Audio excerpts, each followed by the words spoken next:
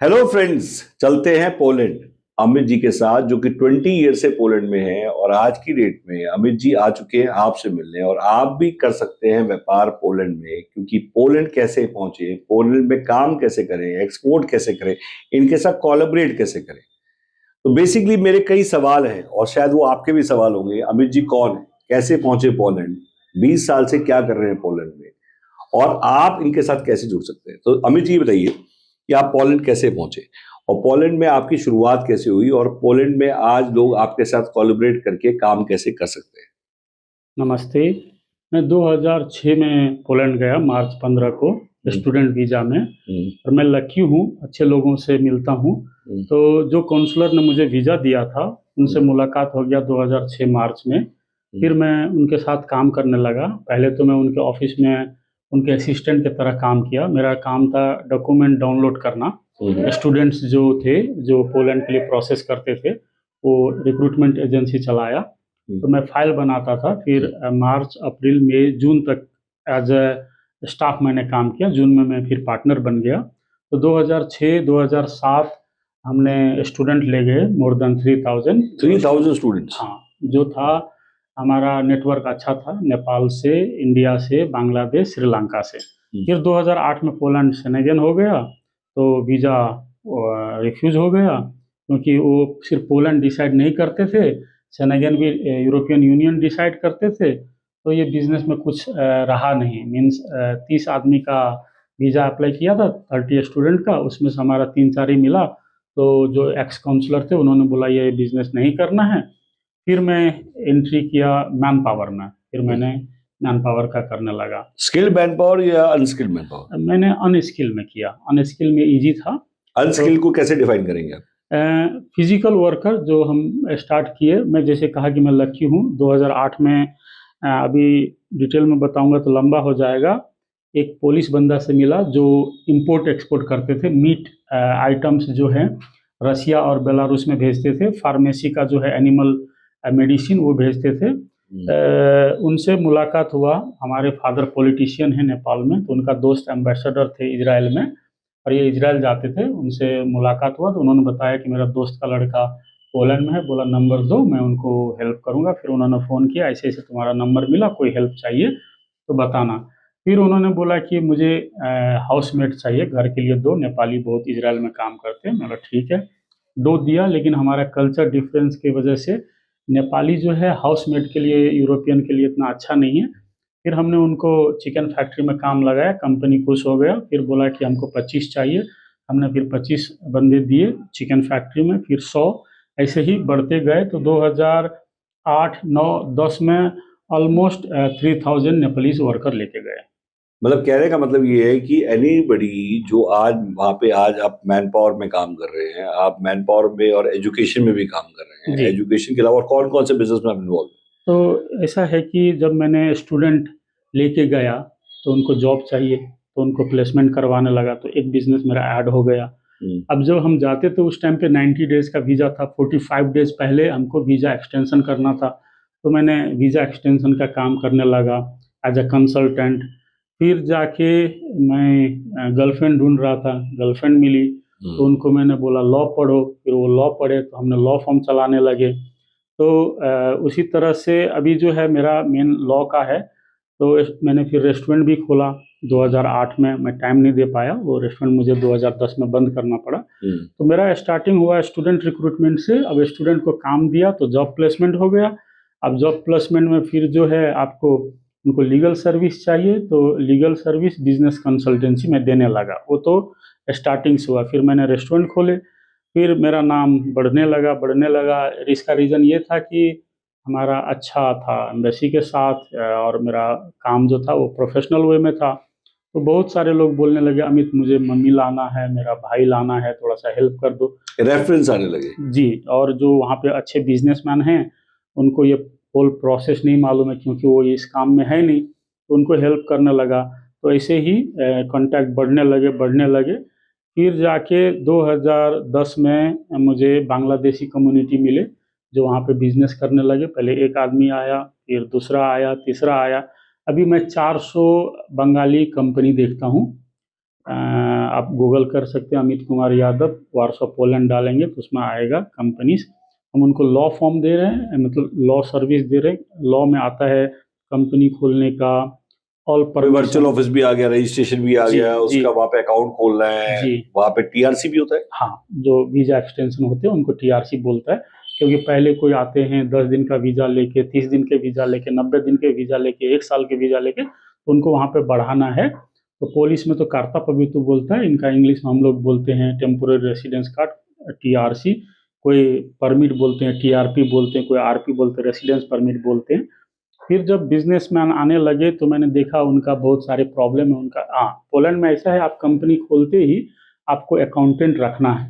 तो Polish accountant को जो है फॉरेनर लॉ नहीं मालूम था, तो मैंने देखा कि क्लाइंट्स को प्रॉब्लम हो रहा है।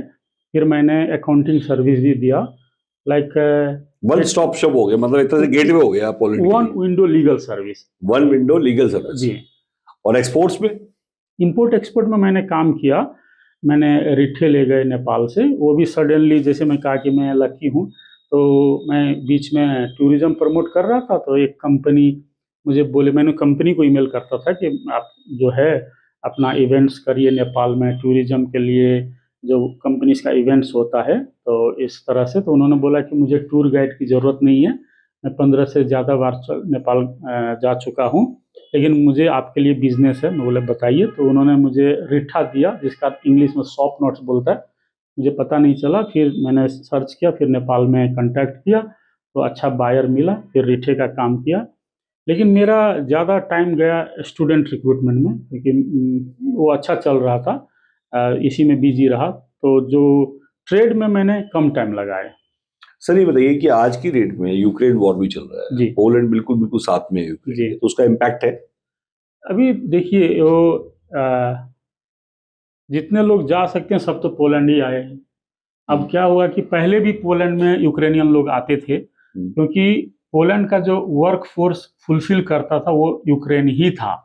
लेकिन अभी जब ये वार के वजह से सबको वीज़ा फ्री हो गया, सबको एंट्री मिला और उनको फैसिलिटी भी मिला, तो पोलैंड आए। लेकिन उनको जब वार नहीं था तो सिर्फ पोलैंड ही था, क्योंकि पोलैंड का वीज़ा उनको इजीली मिलता था, दूसरा कंट्री में नहीं मिलता था। अभी वार के वजह से यूरोपियन यूनियन ने उनको एकोमोडेशन, फूड फ्री कर दिया और कुछ अलाउंस भी मिलते हैं। रीसेटलमेंट कह लीजिए, आज जैसे आज की डेट में ये कह सकते हैं कि जो जैसे बोलते हैं कि वे रेफ्यूजी, जी, बस basically they are coming from other country to settle down, जी, तो रिफ्यूजी हो गए। रिफ्यूजी। तो क्या उनका रीसेटलमेंट प्रोग्राम पूरा कह सकते हैं कि पोलैंड गवर्नमेंट ने पूरा स्पॉन्सर किया? जी, उनको पुलिस की तरह फैसिलिटी दिया, इवन मोर देन पुलिस के बोल सकते हैं, क्योंकि पुलिस को फ्री में एकोमोडेशन नहीं मिलते, वो मिल रहे हैं, फूड अलाउंस मिल रहे हैं। और पुलिस लोग नाराज हैं, जो पुलिस सिटीजन को, पोलैंड के सिटीजन, हाँ, पोलैंड का सिटीजन को पुलिस बोलते हैं। तो उनको जो है, जैसे कि पोलैंड गवर्नमेंट ने वहाँ पे हर बच्चे पे 800 ज़्लोटी देते हैं, यूक्रेनियन को भी दिया, तो इससे पुलिस लोग नाराज। मतलब एक तरह से जो पुलिस जो वहाँ के सिटीजन है उनको जो फैसिलिटी मिल रही है उससे ज्यादा फैसिलिटीज उनको जी, उनको जो पुलिस को मिल रहा है वो तो मिल ही रहा है, एक्स्ट्रा उनको हाउस जो है फ्री मिला और फूड फ्री मिला, और यूरोपियन यूनियन ने भी हर यूरोप कंट्री में ये फैसिलिटी दिया है। तो अगर आज की डेट में मैं कहूँ कि आज लोग जुड़ना चाहते हैं, लोग पोलैंड में जाना चाहते हैं, लोग यूरोप में जाना चाहते हैं, एफटीए एग्रीमेंट साइन हुआ, जी, फ्री ट्रेड एग्रीमेंट, जो कि पूरे 29 कंट्रीज में, उसका क्या इम्पैक्ट आपको लग रहा है कि इंडियन पोलैंड में या गेटवे, वहां से हम क्या इंपोर्ट एक्सपोर्ट कर सकते हैं? क्या ऐसी कमोडिटी है कंस्ट्रक्शन में, डॉक्टर, सीए, आईटी प्रोफेशनल्स जो अच्छे पढ़े लिखे हैं, जो आज की डेट में इंडिया से माइग्रेट होना चाह रहे हैं, कोई परमानेंट माइग्रेट होना चाह रहे हैं, कोई चाह रहे हैं कि हम जाके, तो उसमें आपका क्या रोल हो सकता है? कैसे आप गेटवे बन सकते हैं? देखिए, मैं पोलैंड में 20 साल से हूँ, 2006 से। जब पोलैंड सेनेगन नहीं थे, लोग इंटरेस्टेड नहीं थे, तब का मैं हूँ। और एक टाइम में पोलैंड, मतलब अमित यादव था स्टूडेंट कंसल्टेंसी में। Very good. मेरा थोड़ा सा डाउनफॉल हुआ वो 2015 में। मैंने 2015 में अच्छा सक्सेस किया, मेरा लॉटरी लगा था, सबका लॉटरी लगा, लेकिन मैं पहले इंसान जो ये काम कर रहे थे प्रोफेशनली। तो 2015 में हमको 99% वीज़ा मिले। 99%? तो कितने वीजा मिले? हर साल मैं 1500 स्टूडेंट ले गया। 1500 स्टूडेंट एवरी ईयर, जो कि एक रिकॉर्ड है। और वर्कर भी ले गया, तो 15, 16, 17, 18 बहुत अच्छा रहा। लेकिन जब 15 में मैं गुजरात ले गया, तो गुजराती बिजनेसमैन होता है, तो गली गली में कंसल्टेंट खुल गए, बैंक को लूट लिया, क्योंकि बैंक अकाउंट खोलते ही हमको 80,000, 1,20,000 जो है लोन देते थे। कुछ नहीं चाहिए, अकाउंट खोलो, लो, नो कोलेटरल, कुछ नहीं चाहिए, तो उन्होंने ले लिया। अभी तो बैंक अकाउंट खोलना भी मुश्किल है। तो हर स्ट्रीट में कंसल्टेंट बन गए। मैं वारसो का, जो आप गूगल करेंगे तो पैलेस ऑफ कल्चर बोल के एक रशियन ने बनाया था, घंटी वाला घर है, और उसके बगल में सेंटर में मेरा ऑफिस है। मैं आज भी वही हूँ, उसी ऑफिस में। लेकिन उस टाइम में 2015, 16, 17 हर गली में ऑफिस खुल गया। हर लोग फेसबुक में एडवर्टाइजमेंट करने लगा, 3,000 यूरो में, 4,000 यूरो में PR दे दूंगा, TRC दे दूंगा। यूट्यूबर घुस गए, इन्फ्लुएंसर घुस गए, और आज की रेट में देखा जाए उस मार्केट नहीं, में जिसको इंग्लिश भी नहीं आता तो उनको भी वीजा लगा था। अब वो, उनको अच्छे से मोबाइल चलाने नहीं आते, वो फेसबुक में ऐड करने लगे, वो तो बेचने लगे। इतना गंद माहौल हुआ, इतना गंद माहौल हुआ, पूछिए मत। मेरा शौक है बड़े लोगों से मिलने का, डिप्लोमेसी में मैं, वो मेरा बच्चा से शौक रहा कि मुझे ना फेमस होना है। तो मैं डिप्लोमेटिक मीटिंग में जाता हूँ। जब मैं दिल्ली में आया, एक पोलैंड एम्बेसी का मीटिंग था, तो वहाँ पे यूरोपियन यूनियन के और भी एम्बेसडर थे, काउंसलर थे, तो हाथ मिलाते कार्ड, तो मैं सबको देता हूँ, कार्ड देने लगा। Oh, you are from Poland, Poland is giving visa for everyone बोल के हंसने लगे। तो बहुत गंद फैला था। फिर बहुत एजेंट बने थे, बहुत फ्रॉड भी हुए। तो 2018 में अपॉइंटमेंट के लिए मुश्किल हो गया। अब इसका क्या है, देखिए, पोलैंड को बहुत वर्कर चाहिए। अब पोलैंड को वर्कर चाहिए, पोलैंड ने आपको 80,000 वर्क परमिट इशू कर दिया। अब पोलैंड का जो एम्बेसी दिल्ली में है, वो 7 कंट्री देखते हैं, इंडिया तो देखता ही है, क्योंकि इंडिया में मेन है, तो इंडिया का बड़ा कंट्री भी है। आप सोचिए कि सब लोग अप्लाई करते हैं। उसके बाद नेपाल सेकंड में है, थर्ड में बांग्लादेश है, श्रीलंका है, उसके बाद जो है भूटान है, म्यांमार है, उसके बाद ये अफगानिस्तान है। लेकिन अफगानिस्तान को तो वीज़ा नहीं मिलता इंडिया के लिए, तो वो कमी है। जब सबसे ज़्यादा अप्लाई करते हैं इंडिया से, उसके बाद नेपाल से, उसके नहीं, बाद मेरा कहना बांग्लादेश मतलब जो ये आपने 5-7 कंट्री को नाम लिए जी, जो कि मतलब इंडिया के सराउंडिंग है, जी, तो उसका मेजर हब जो है वो इंडिया है, नहीं, पोलैंड एम्बेसी नहीं, पोलैंड पोलैंड एम्बेसी दिल्ली में है। नहीं, पोलैंड एम्बेसी देखती है इन सबका। जी, जी, इसीलिए वहां पे एम्बेसी नहीं है, नहीं है, कॉन्सुलेट भी नहीं है। ओके। साउथ के लिए जो है मुंबई में कॉन्सुलेट है, साउथ को इजीली वीजा मिलता है, दिल्ली में थोड़ा सा टफ है। और मैं ये स्टोरी क्यों बता रहा हूँ, सिंपल कैलकुलेशन दिखा रहा हूँ कि एक दिन में एम्बेसी जो है 50 फाइलें लेते हैं। ओके। तो आप मानिए दिन 365 में, मतलब साल 365 दिन होता है, उसको 400 कर देते हैं। 400 इंटू 50 तो हो गया 20,000। 20,000 फाइल ले सकते हैं, 80,000 वर्क परमिट है, तो सबको एम्बेसी में जाना है, तो कौन जाएगा। जब मेरा अच्छा दिन चल रहा था, अच्छे वीजे हो रहे थे, तो मुझे इन्फॉर्मेटिव लोग आने लगे, बोले सर आपको प्रॉब्लम है अपॉइंटमेंट के, मैं आपको 10 यूरो में दे दूंगा। मैं बोला जो 10 यूरो इसको दूंगा, मैं स्टाफ को दे दूंगा। मैंने 10 यूरो स्टाफ को देने लगा, जो अपॉइंटमेंट बुक करेगा 10 यूरो मिलेगा। फिर रेट बढ़ने गए, मैं भी स्टाफ को 50 कर दिया, फिर 100 कर दिया, फिर 200। तो हमारे स्टाफ खुद मैनेज नहीं कर पाए, क्योंकि जो लोग आते थे हमको बोट सिस्टम दिखाते थे, सर आपको ऐसा करेंगे, एक्सेल में डालेंगे, 1 सेकंड में आपका अपॉइंटमेंट मिल जाएगा। फिर मजबूरी होकर मुझे भी अपॉइंटमेंट लेना पड़ा उनके थ्रू 2018 में। इतने गंद फैले थे कि एम्बेसी को स्टॉप करना था। मैंने 800 अपॉइंटमेंट लिए, और उस टाइम में अपॉइंटमेंट का खर्चा था 500 यूरो से लेकर 1500 यूरो तक। मैं लकी हूँ, फिर मैं आपको बताया। तो हमारे डिफेंस मिनिस्टर आए थे पोलैंड में, डेलीगेशन में गया, तो वहाँ पे भी कार्ड दिया। कार्ड तो मैं सबको देता हूँ। तो एक बंदा बोल रहा है इधर आओ, तुमको अपॉइंटमेंट का प्रॉब्लम है। मैं बोला हाँ। बोला तुम मुझे हेल्प करो, मैं तुमको हेल्प करूँगा। बोलो कैसा हेल्प चाहिए। वो बोल रहा है LG इलेक्ट्रॉनिक कंपनी में मैंने 100 वर्क परमिट लिए, लेकिन मेरा पार्टनर पैसे लगाना नहीं चाहता है, मेरा बेइज्जती हो रहा है, हर दिन पूछ रहा है कब आएगा कब आएगा, तो तुम 10 आदमी दो। मेरे लिए 10 आदमी तो कोई प्रॉब्लम ही नहीं था। मैंने 100 आदमी दिए, तो उन्होंने मुझे अपॉइंटमेंट दिया 500 यूरो के रेट से। वो भी जब मैं सबमिट करूं तब पे करूंगा। वहाँ पे फ्रॉड होता था, बांग्लादेशी लोग, अपने इंडियन लोग, मेरे भी कुछ पैसे खा गए गुजरात वाले ने। वो आपको एडिट करके फेक अपॉइंटमेंट दे देते थे। वो भरोसा का ही इंसान था, फिर भी थोड़ा बहुत लॉस हुआ। तो ये गंद फैला था। तो 2019 में रिफ्यूजल करने लगा।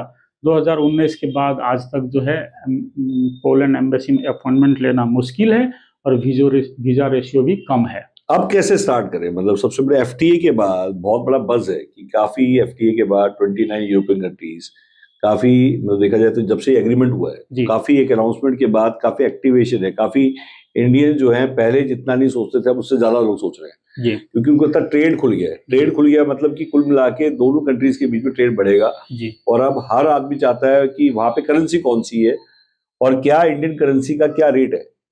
पोलैंड का अपना करेंसी है जिसको जुलोटी बोलते हैं, शॉर्टकट में PLN।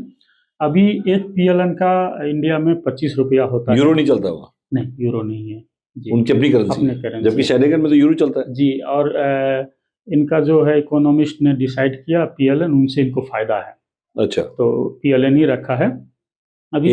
एक रुपी मीन्स पोलैंड का एक जुलोटी, एक PLN इंडिया में 25 रुपया होता अच्छा है। 25 रुपए। जी जी। तो बेसिकली अगर मैं कहूँ तो अभी बेसिकली आज की रेट में क्या अपॉर्चुनिटी किस फील्ड में ज्यादा है? नर्सिस के लिए ज्यादा है, डॉक्टर्स के लिए ज्यादा है, कंस्ट्रक्शन के लिए ज्यादा है, मसाले के लिए ज्यादा है? किस पर्टिकुलर इंडस्ट्री को आप मान के चलते हैं कि पोलैंड में सबसे ज्यादा रिक्वायरमेंट है? देखिए, पोलैंड का जो है 2015 का जो मैंने स्टोरी कहा, वो पोलैंड हॉट केक बन गया। ऑलरेडी 2015 से बहुत इंडियन जा रहे हैं। पहले 2006 में आपको बड़े सिटी में एक रेस्टोरेंट था, तो अभी बड़े सिटी में ऑलमोस्ट एवरी स्ट्रीट में हो गया Indian restaurant. Indian restaurant every state, every street, every street, हाँ स्ट्रीट में हो गया, हर कोने में, हर कोने में। अभी वार्सो में अगर मैं ऐसे कहूँ तो 100 से ज़्यादा है इंडियन रेस्टोरेंट। इंडियन रेस्टोरेंट जी। अभी पोलैंड में केबाब बिजनेस फेमस है, उनको शोरमा बोलता है। जो 2010 में कुछ फूड बिजनेस मतलब रेस्टोरेंट QSR बिजनेस कह सकते हैं। सब बिजनेस अच्छा है, लेकिन सबसे इजी सेटल होने का जो बिजनेस है फूड बिजनेस है, उसमें ज़्यादा लोग हैं। अपने इंडियन लोग बहुत रेस्टोरेंट खोले हैं। बंगाली एक जो मेरा क्लाइंट है, दोस्त भी है, उन्होंने पहले तो तुर्किश लोग करते थे कबाब बिजनेस, उसने तुर्किश में काम किया, उन्होंने स्टार्ट किया ढाका कबाब बोल के, और उन्होंने अपने दोस्तों को बुलाया। हमारे एशियन में क्या है कि एक आदमी जो काम करता है हम सब वही करते हैं, और सक्सेस हो जाए तो ढाका कबाब सक्सेस हो गया, उसके बाद लग गए। अभी जो मेरे क्लाइंट्स हैं 400 क्लाइंट्स जो मैंने बताया आपको, एक का 30 कबाब है, शोरमा है, किसी का 70 है, किसी का 80 है। एक लड़का बांग्लादेशी जो हैं दुबई से आए, उन्होंने जाहिर कबाब बोल के खोला, उसका 100 से प्लस कबाब है, और उसके बाद उनका फैक्ट्री है कबाब रेडीमेड बनाता है। तो कबाब बिजनेस हो गया, उसके बाद होटल बिजनेस हो गया, हॉस्टल बिजनेस हो गया, अपार्टमेंट बिजनेस हो गया। अभी जो इंपोर्ट एक्सपोर्ट में आते हैं, हमारे टाइम में हमारे दोस्त थे चंदू, लिटिल इंडिया विजयवाड़ा से हैं, उन्होंने छोटा सा दुकान स्टार्ट किया था। अभी उनका 7 या 8 है, देखना पड़ेगा, स्टोर्स होलसेल, और वो अपना ब्रांड में लाता है, कंटेनर का कंटेनर आता है, अपनी पैकेजिंग करके वो पूरे उसमें सप्लाई करके ही आता है, पैकेज करके आता है, डिस्ट्रीब्यूट करता है बिग स्केल में। और अभी फैशन में है ये अपना ग्रोसरी शॉप, जो अपने इंडियन ग्रोसरी शॉप है, वो अभी खुल रहा है, हर स्ट्रीट में अभी नहीं खुला है, अभी खुलेगा। मैं करीब 20-25 स्टोर वाले को जानता हूँ, बहुत को तो मैं भी नहीं जानता। मेडिकल में, मेडिकल सोर्स, मेडिकल में अभी उतना नहीं है। मेडिकल में लिफ्ट मैन्युफैक्चरर, ब्रूअरी, डिस्टिलरी, जो इंडियन वाइन्स, इंडियन जो वहां जाना चाहती हैं, मैंने टेक्सटाइल, ज्वेलरी, उतना नहीं है कि जो आपको दिखाई दे हर जगह पे, लेकिन अभी बढ़ रहा है। जो ये अपने अल्कोहल में कुछ ब्रांड्स हैं जो इंपोर्ट हो रहा है, और कुछ वहीं पे बन रहे हैं, मतलब इंडियन नाम देके। अभी हमारा एक दोस्त है केरला का, मोहन, चंद्र मोहन, उन्होंने मलयालम बियर स्टार्ट किया, अच्छा सक्सेस हुआ। तो पोलैंड की बात करें तो यही है, यहाँ बनवा रहे हैं, वहाँ पे मतलब कैसे वहीं पे बना रहे हैं जी। तो ये है, अगर हम कुछ खरीदना चाहें जी तो सिटीजनशिप का कोई सिस्टम है? जैसे ग्रीस में गोल्डन वीजा है जी, कि इतना इन्वेस्ट करिए और आपको TRC, कोई लिमिटेशन नहीं है कि आपको कम टाइम में आप रहें ना रहें? नहीं, पोलैंड में ऐसा नहीं है। पोलैंड में क्या है? आपको जो कंपनी खोलेंगे वीज़ा मिलेगा, फिर रेसिडेंस परमिट मिलेगा। ऐसे जैसे कि लिथुआनिया में था, लातविया में था, एस्टोनिया में, कि इन्वेस्टमेंट वीज़ा, आप मतलब इन्वेस्ट करते हैं, आपको PR मिलता है, परमानेंट रेसिडेंस या सिटीजन। ऐसा पोलैंड में नहीं है। ऐसा पोलैंड में, जैसे ग्रीस में कहते हैं कि भाई आपने अगर टोटल 3 करोड़ इन्वेस्ट कर दिए तो आपको हस्बैंड वाइफ बच्चे और मेरे माँ बाप और उन वाइफ के फादर इन लॉ, मतलब 8 लोगों को वीजा मिल जाएगा अप्रोक्सीमेटली। डायरेक्ट कोई TRC नहीं, सीधा PR, और लिमिटेशन नहीं है रहने की भी जी। तो ऐसा कुछ नहीं है, पोलैंड में नहीं है। तो TRC, टेम्पोररी रेसिडेंस कार्ड, कितने टाइम मिल जाता है? अभी जो यूक्रेन से लोग आ गए हैं तो रेसिडेंस परमिट लेने के लिए 12 महीना 18 महीना लग रहा है। अच्छा, जी, बहुत भीड़ है। और ज्यादातर किन लोगों को जल्दी मिलता है? एक बार फिर से पूछिए। ज्यादातर किसको फास्ट मिलता है, नहीं, किसको कोई नहीं मिलता है? नहीं नहीं नहीं, ऐसा कुछ नहीं है। सबका एक ही प्रोसेस है, एक ही लाइन से जाना है और ये टाइम है।